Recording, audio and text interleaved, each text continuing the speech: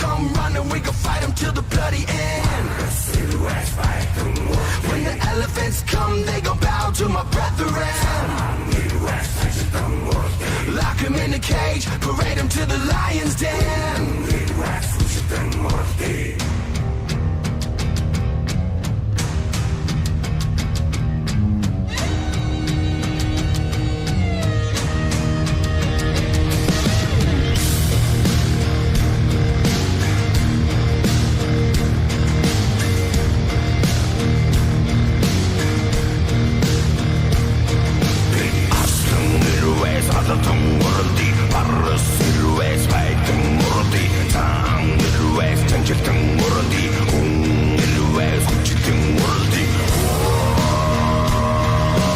Yes, my friends, we are back from what feels like a forever hiatus, but we have returned. And tonight we are joined by Jeremy Spike Cohen, the Libertarian nominee for the Libertarian nominee for vice presidency. Jeremy, thank you for joining us today. It's a pleasure to have you. Oops, still muted, my brother. Hey, everybody. Thanks for having me on. It's a great honor to be on and to talk about the issues that vapors are facing, which are getting worse and worse every day, and talk about how we wish to get rid of those stupid regulations so you can vape whenever the hell you want. Amen. Amen. So, why don't you give those that are just tuning in that may have had no exposure whatsoever a little background on what the actual Libertarian platform is? Sure. So here's the long and short of the Libertarian Party. We, like you, recognize that the Republicans and Democrats have had exclusive control of every lever of power in government for over 160 years now.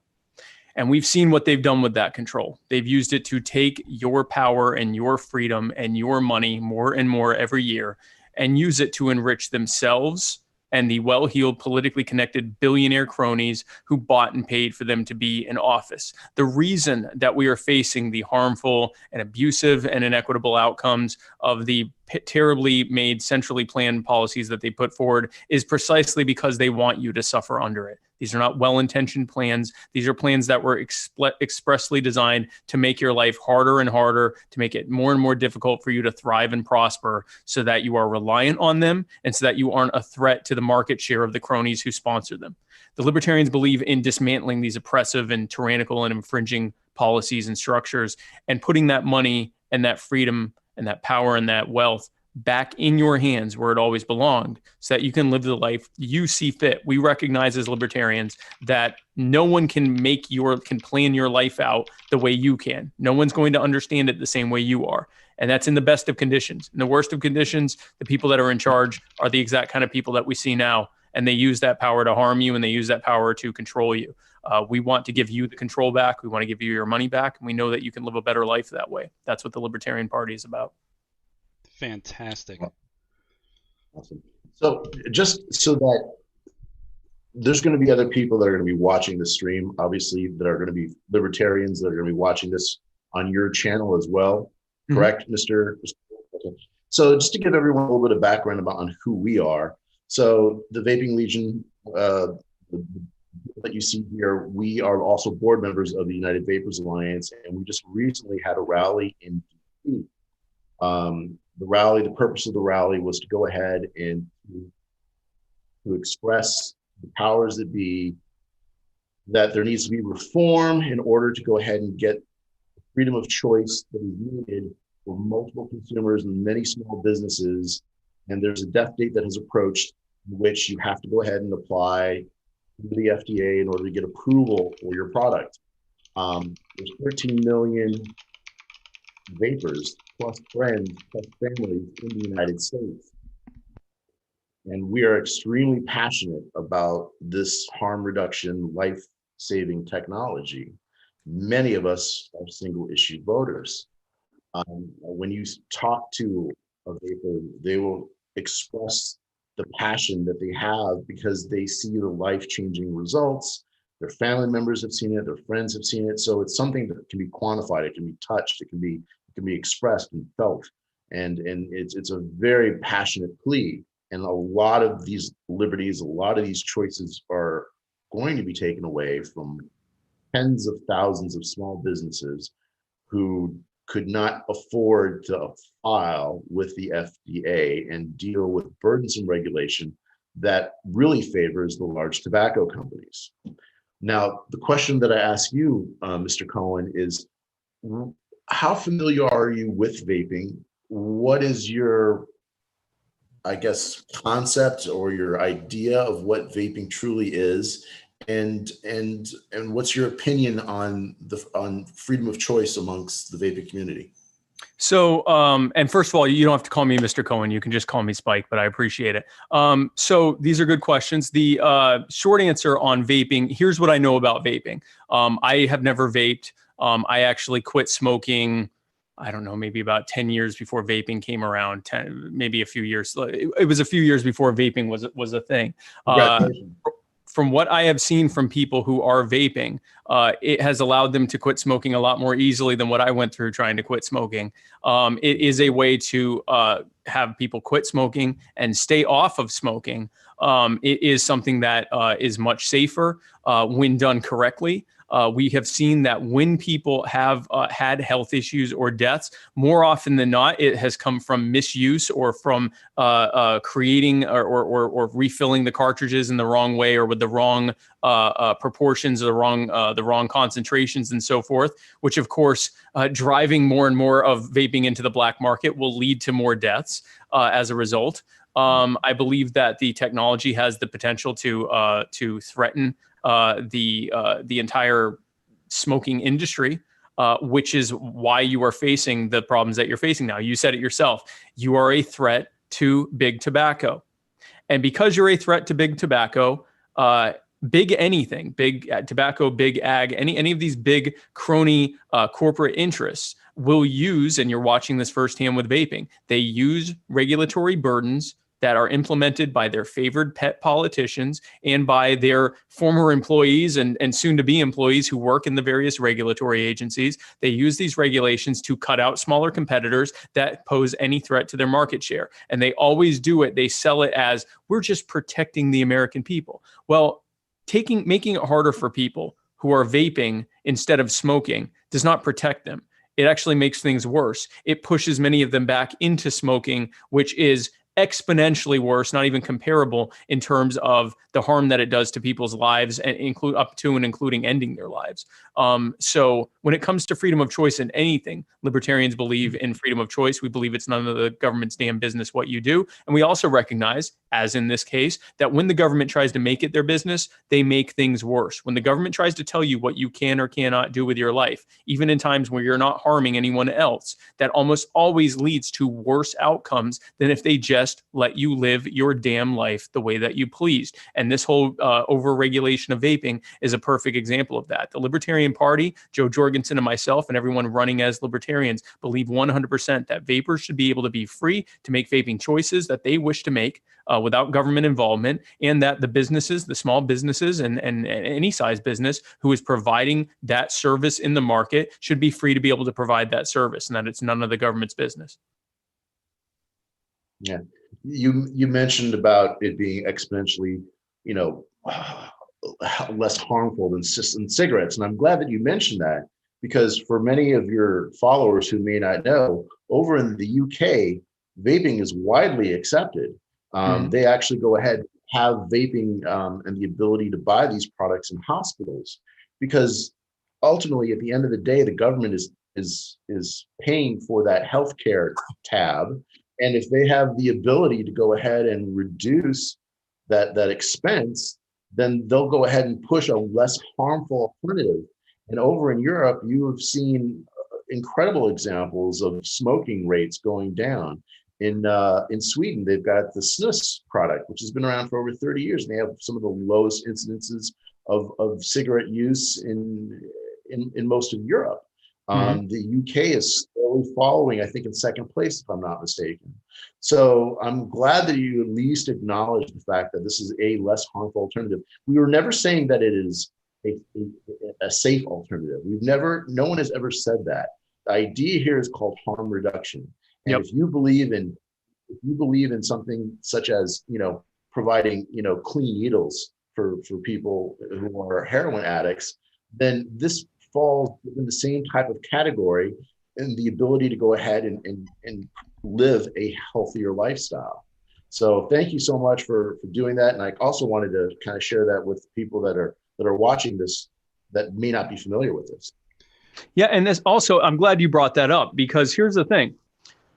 Our government's paying for healthcare too. If you are on Medicaid or Medicare, or if you are on one of the ACA subsidized plans or on a state health insurance plan or anything like that, the government is at least partially, or if not entirely, paying for your healthcare. So getting people off of cigarettes, which lead to some of, I think, death related to smoking is the second highest cause of death in this country, if I'm not mistaken. It's one of the top ones, if it's not second. It's one of the top causes. 480,000 deaths in this country due to cigarette-related illness or disease. Every single year, not to mention every single year, and not to mention all of the medical care that's having to happen up until they die. It's not like they just drop dead one day. They're having all sorts of medical comorbidities during that time that they're alive. All of that is costing taxpayers money, not to mention, obviously, the human suffering that's happening as a result. So having more access, having deregulated and liberalized access to things like vaping and other technologies to be able to get people off of the much more harmful form of tobacco consumption or nicotine consumption with smoking, not only allows people to live longer and healthier lives, it also saves taxpayer money in the form of not having all this money being spent on additional healthcare interventions for people who are suffering from the ill effects of smoking. Hey man, it's so refreshing to hear somebody else say that outside of the vapor sphere. I got to tell you, like, it's been a long, arduous uphill fight for us for years, and we have to, we always just have to educate everybody on it. And it's so nice to hear somebody say that, and I just want to say thank you, because you never hear that ever. You know what I mean? They're like, well, what is it exactly? Why am I here? You know why you're here. That's awesome. I just want to say that. I'm sorry. Continue, sure. When you're doing great, man. I have a quick question. Shoot. Sure. So, Spike, in a libertarian presidency, okay, the majority of the vaping industry believes that there should be some sort of regulation for the products that we use. What would that regulation look like under yours and Joe's administration? What would that regulation look like?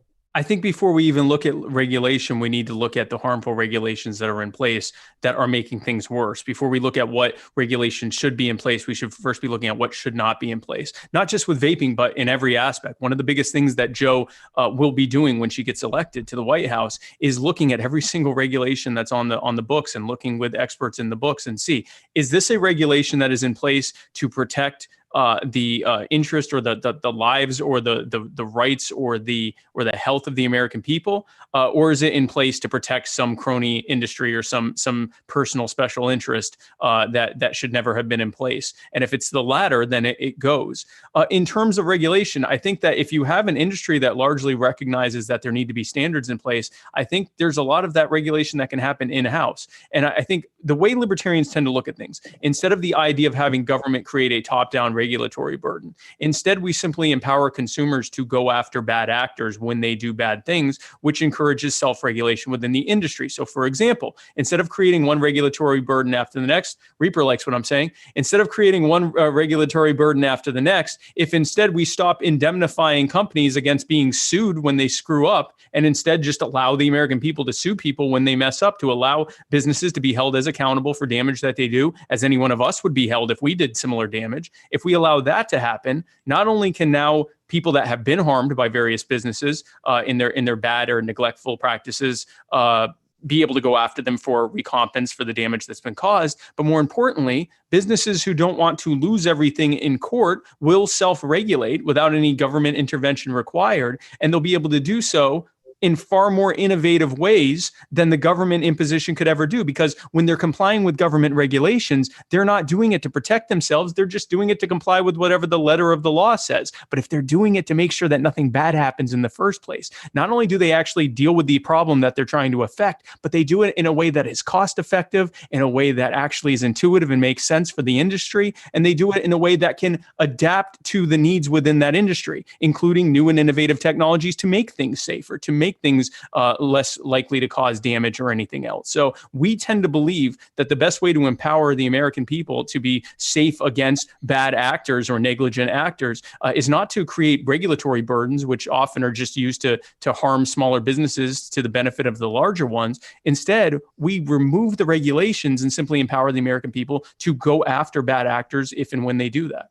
So for those of you watching that don't know, the FDA basically created a date where that's basically supposed to be a market freeze. So let's say the vapor industry hypothetically found something that was a massive drawback in, let's say, hardware, right? And they wanted to change something and make that not a thing anymore. Legally, they can't. So if there was something wrong and we wanted to rectify it, the FDA would be standing in our way. Exactly. That is a perfect example of how regulatory burdens that are supposed to be protecting the people do the opposite. By not allowing you to bring new markets to new products to the market, they are telling you that if you find something that is better and safer and more innovative and more cost effective, you can't. If instead they say, hey, listen, you do what you want, but if you screw up or you're negligent, you're going to lose everything in court. Instead, the market is going to do the opposite. The providers are going to do everything they can to be able to innovate. They'd like to do that now, but they're not allowed to. If instead you empower actors in the market to do the right thing because it's in their best interest to do so, they will do so because it's in their best interest. If instead you regulate them out of existence, you'll end up with a handful of crony providers who don't care the least bit about protecting the public health. They just make sure they comply with the letter of the law in such a way that makes them a profit, and to make sure that letter of the law keeps out any other innovators from being able to disrupt and threaten their market share. That harms the consumer. That harms small businesses. That harms our health in this case, because this is something that directly affects our health. It harms all of us. And the only people that benefit from it are fear-mongering politicians, the bureaucratic class they've created, and the cronies who bought and paid for them to be in office. I have a question from chat. Spike, this is to you. This is from Chris Norman.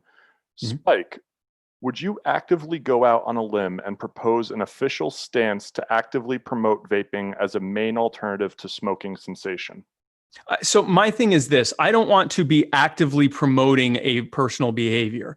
I'm telling you that it's none of my business what you do with your body.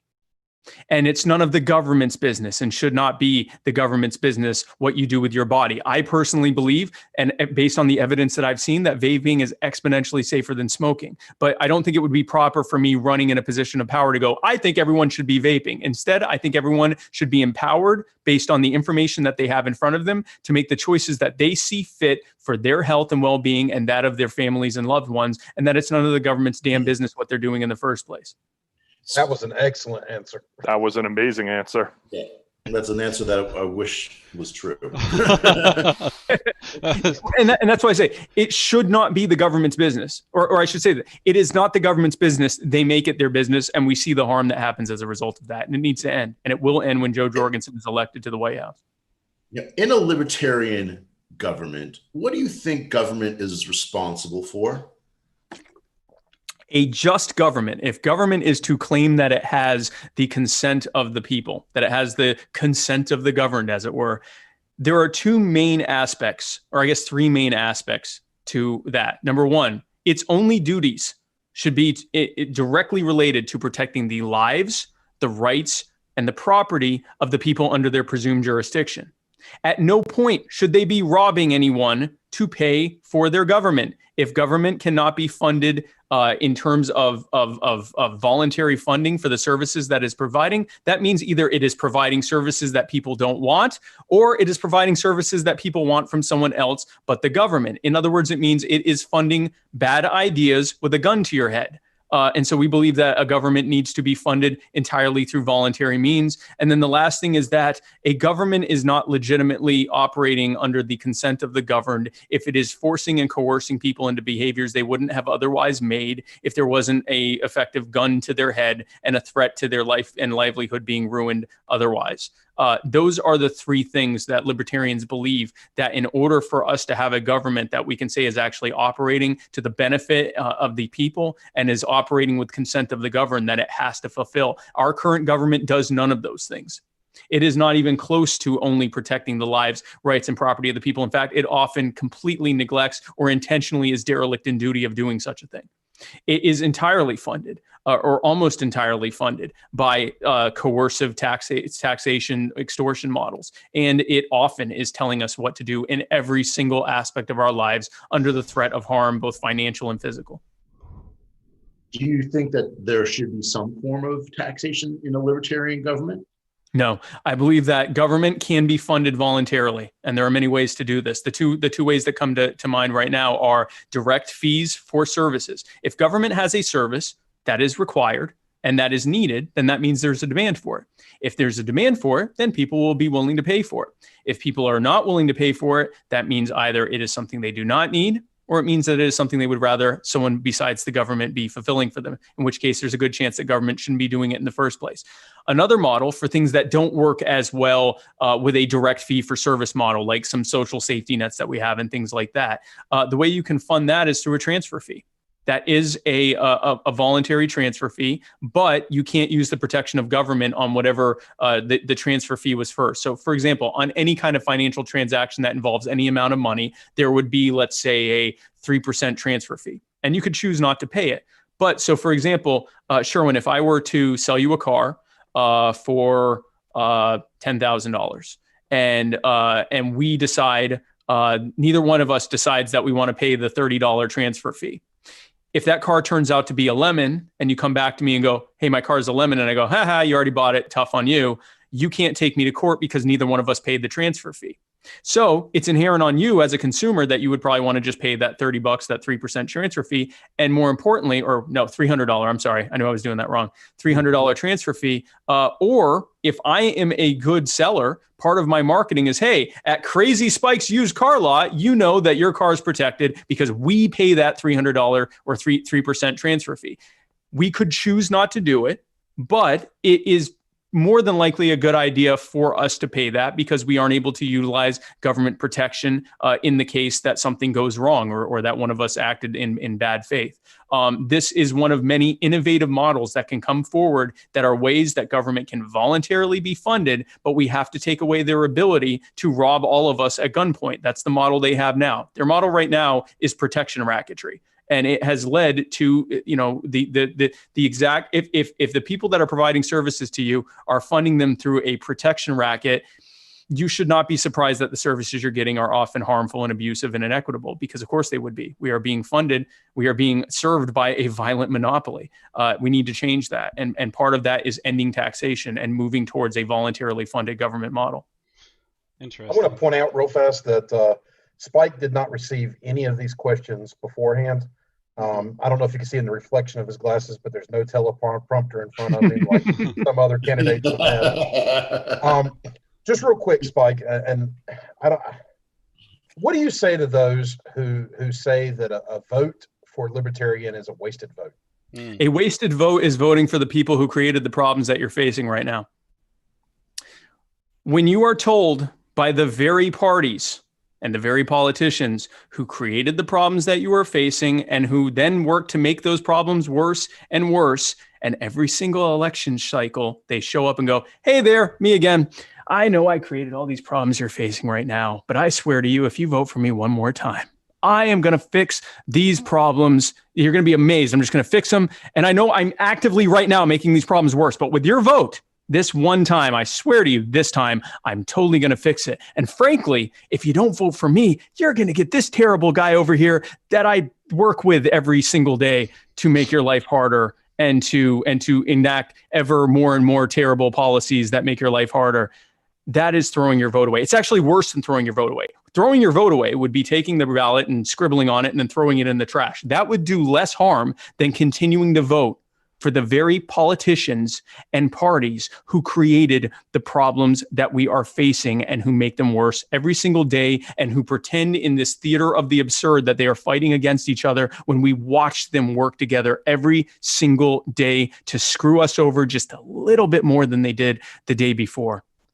I invite you not to throw your vote away. I invite you not to waste your vote. This is too important of an election for us to keep voting for the people who created these problems that we are facing. I invite you to vote for Jo Jorgensen and stop voting against someone and stop voting out of fear, and instead vote for someone and vote for a change. Because if we keep voting for lesser evils, we're just going to keep getting more evil. I invite you to stop that, and I invite you an opportunity not to throw your vote away and to vote for libertarians instead.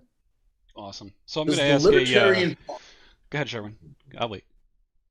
No. Go ahead. So a lot of us that have been in this fight for a long time have seen the power that the NGOs have. And it's been, quite the thorn in our side, and really the side of anybody that wants to do anything positive. So under a libertarian government, non-governmental organizations. Yep. So would you propose something that limits their power, because they seem to be running rampant right now, and not just under the things of vaping, but literally everywhere? Right. So here, what we are looking at is the natural consequence of the crony system that has been put forward.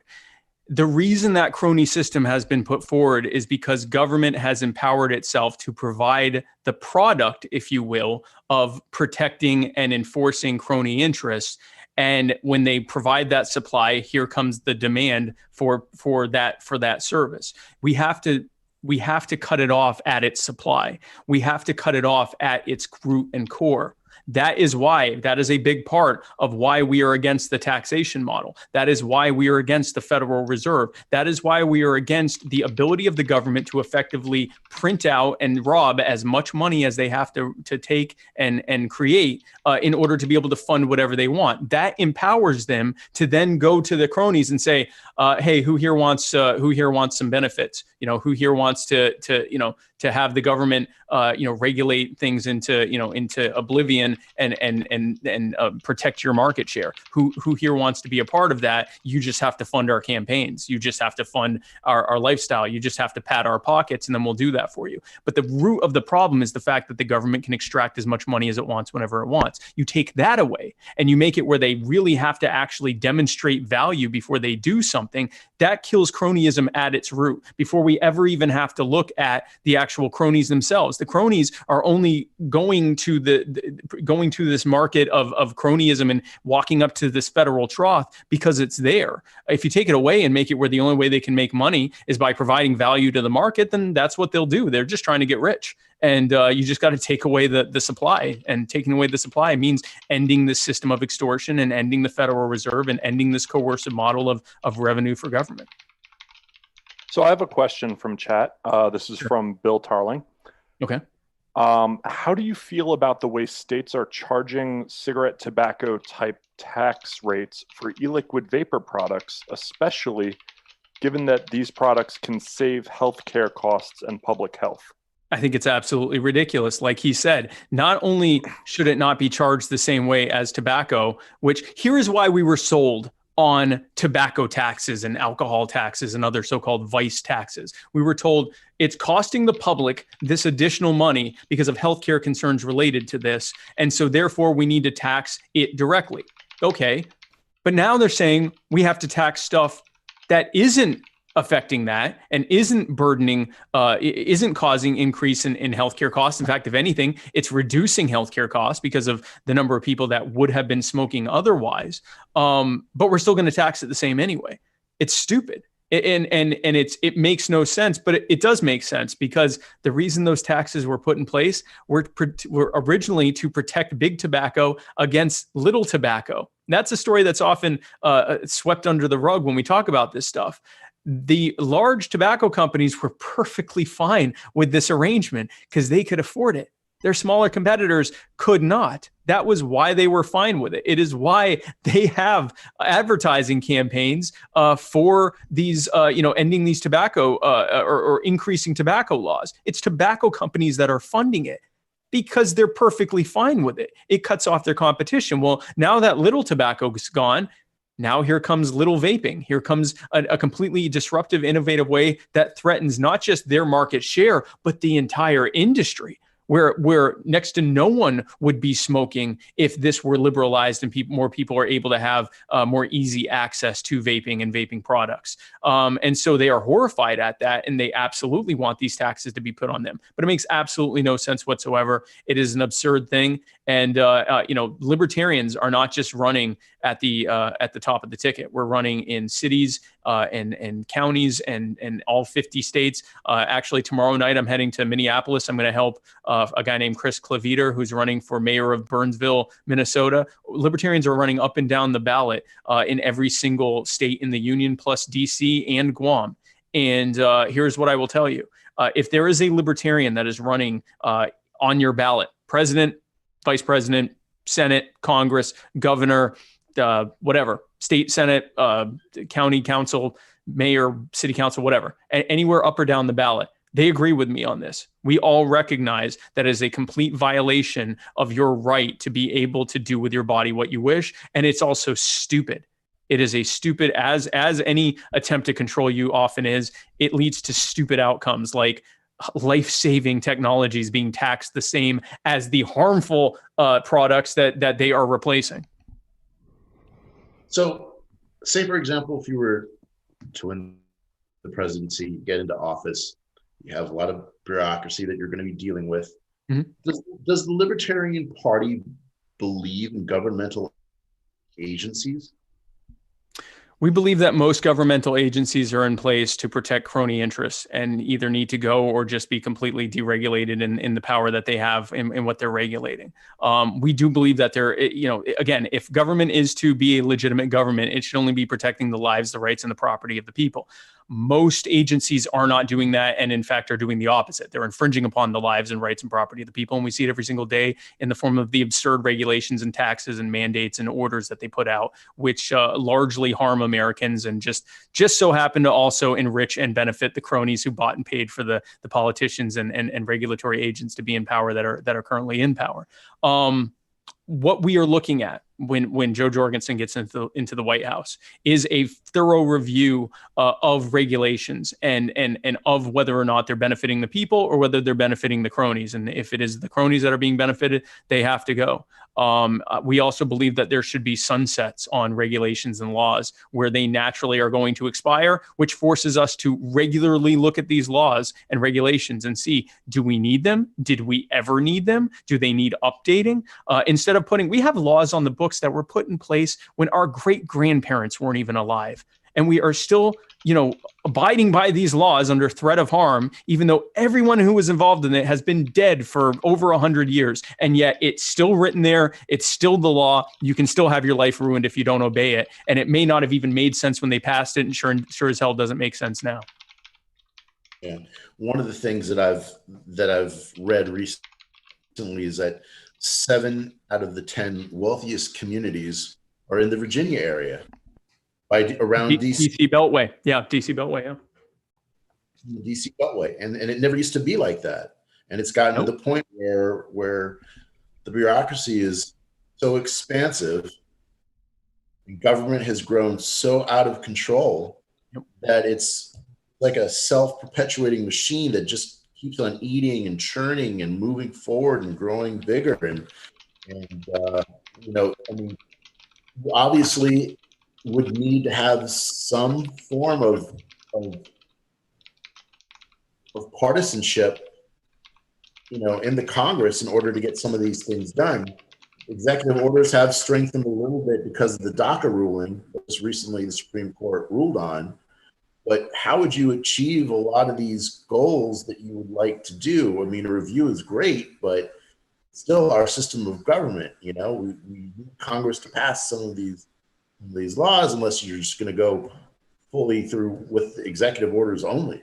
So there are many things that have to be done at the legislative level, either the repealing or creation or changing of laws, or even constitutional amendments and things like that. There are also just a heck of a lot of things that can be done at the executive level. Congress has so abdicated their responsibility over the past several decades in the form of creating one regulatory agency after the next. It seems like every couple of years they've created another alphabet soup agency, and they give them nearly unlimited regulatory authority, effectively giving them the power that Congress had in that part of our lives, or that sector of the economy or whatever else. What that has done is has greatly centralized the power into the executive branch, into the White House, in a way that the founders never intended, and which have often been very harmful, because now instead of having that checks and balance, now it's just the diktat of whoever is in the White House deciding it. And just to prove that the Republicans and Democrats are all on the same side, for all of their talk about, all the Democrats talk about resisting Trump, all that time they still continue to put more and more power in his hands at the regulatory level. When the Republicans were in charge and Obama was in the White House, all they did was talk about how terrible Obama was, that while they continued to centralize control in the White House, because they're all on the same side. But back to your question, the silver lining of the fact that so much of the power resides now in the executive branch and those regulatory burdens is that when Jo Jorgensen is elected to the White House, she can just start undoing them. We're not just reviewing the regulations. We're getting rid of the bad ones. We're not just reviewing the agencies that are whether to see whether or not they're helping anyone. We're potentially firing everyone in them and not hiring anyone to replace them. There are many things that can be done at the executive level before we even have to sniff the way of Congress. And when the American people see the immediate and profound benefit of having that power and that freedom and that wealth put back in their hands, at even just what can be done at the executive level, we'll be able to ride the goodwill from that, and the people seeing the benefit of having that power back in their hands, and we can ride that all the way to the steps of the Capitol building, and we can draw a very clear line in the swamp, and we can say we are on this side of that line with the people who are going to work with us to remove the boot from the neck of the people and allow them to thrive and prosper. Or you can remain on that side of the line with the people who are working to keep the boot on their necks and to allow continued needless suffering for no other reason than to preserve your own power and wealth and influence and that of the cronies who bought and paid for you to be in office. We believe on the strength of that, many people in Congress will work with us. And the ones who don't, will just be in that much of a better position to replace them with someone who will, whether it's a libertarian or someone who is more in another party, but is more conducive towards removing that boot from the neck. But there's a lot of stuff that can be done just at the executive level. A lot of what we're talking about with vaping are regulatory things. These are not things that came from Congress. These are regulations that came from the FDA in concert with the CDC and the DEA. That is all in the White House, and that can all be undone in the White House. Okay. I was going to say, is the FDA an agency that you would look at in your administration? Oh, yes. Wow. Okay. So I have a question. Sure. A lot of vapors are caught up with the notion of the We Vape, We Vote movement, that Donald Trump is going to listen to them and is going to do away with overregulation or do a PMTA reform. What would your message be to those vapors who are single issue voters? What would you give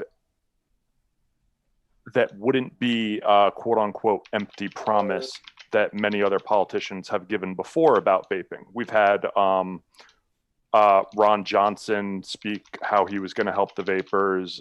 We've had Trump say that he was going to help the vapors. Here in New York, we had Larry Sharpe, who is one of my most favorite politicians I've ever met. Yes. Sadly, he didn't get elected for governor, but what would your message be to the vapors that this is not an empty promise? This is something we are going to do to help you. So what you heard from Ron Johnson and Trump and other Republicrats is what everyone else hears, pandering. And we have over 160 years of demonstrating what Republicrats do. They pander, they get into office, and they continue to work together to do whatever the hell they were planning on doing anyway. And they do everything they can to shut out any other voices that you could potentially vote for. And they create the theater that you have to vote Republican or you have to vote Democrat, and that they're supposedly fighting against each other, and they're not. But the point is this. The reason that libertarians are, the reason that I am saying what I am saying right now about vaping isn't because I'm here to pander to your vote. It's because the Libertarian Party, for the 49 years we have existed, have believed and continue to believe and demonstrate in when we get elected into positions of power that we believe in the individual right to make choices for what you do and do not do with your body. I am not making special promises to the vaping community. I am saying to you, in something that is relative, that is important to you, what I would say to anyone else in any other situation when it applies to issues of bodily autonomy. It is none of anyone's damn business what you do with your body. And when we are elected to positions of power, as we have demonstrated in other elections and other places that we've been elected, when we get into office, we remove as many of those burdens as we can, and we work with others to remove as many others as we can, because we don't believe anyone should tell you what you do with your body. And we recognize that when people do, it makes things worse. So it's not an empty promise. It is the core of what we believe. It is everything about what we believe. It is why we are running. It is why we are getting ballot access. It is why we are doing these calls and everything else. We don't seek power. I have never run for office before, and I'm not sure I ever would again. I have been a small business owner for 20 years. I have zero interest in any power or money or anything else from you. We want to get into positions of power to dismantle oppressive policies that make people's lives harder and give you your power back. And that's not a special promise I'm making to you. It is what I say to every single person when I am asked about every single subject. The problem is that you have had control taken from you and bad policies imposed upon you. And the solution to that is to remove those policies and put the power back in your hands where it always belonged. Right on. Thank you. So I guess we'll, because we're going to wrap up, because, we're going to keep this down to a nice, sweet 50 minutes. Jeremy, I'm going to give you the floor. If you could address, if there's anything that you wanted to say to this platform, those watching from, our side of things, what would be the one thing that you'd want to get across to them in closing? Guys, I appreciate you having me on, and I appreciate everyone who has been watching and listening to this. My appeal to you is very simple. If you believe that you are going to make better decisions for yourself when you are given your power back, when you are given your freedom back, and when you're given your money back, then there's only one choice that you can make, and that is the Libertarian Party. That is Jo Jorgensen for the White House, and that's for every libertarian who is running in any other position in your state. If you want the freedom to be able to vape as you wish, or to operate your vaping store or your vaping business as you wish, then this will happen under a Jo Jorgensen administration. This will happen when libertarians get into those positions of power.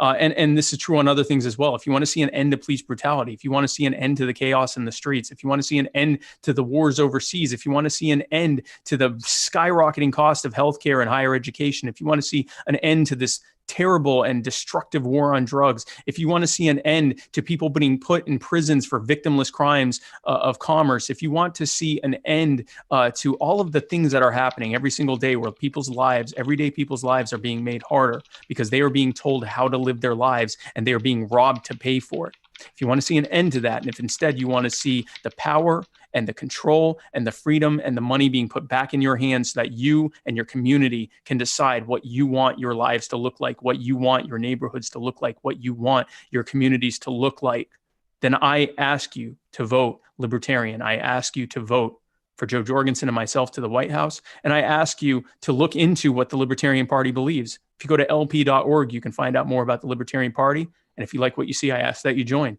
I invite you to go to jo20.com and check out what our policies are on everything else, on every other subject. And if you like what you hear there and what you see there, then I invite you to join there's a volunteer form you can fill out. I invite you to join our team. I invite you to look at my social media. I have a YouTube channel that pretty much gives videos on, we have a new video every day, but there are videos anywhere from 1 to 10 minutes in length where we talk about pretty much every single subject and what libertarians believe about it. I invite you to check that out. I invite you to check me out on Facebook and Twitter and Instagram, and I'm even on TikTok for the kids.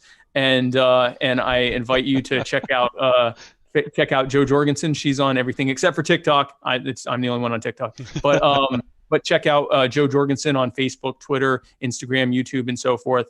Find out more about us. And if you like what you hear, and if we've earned your support, then I ask you to join us. And I thank you so much for your time. Thank you for joining us, sir.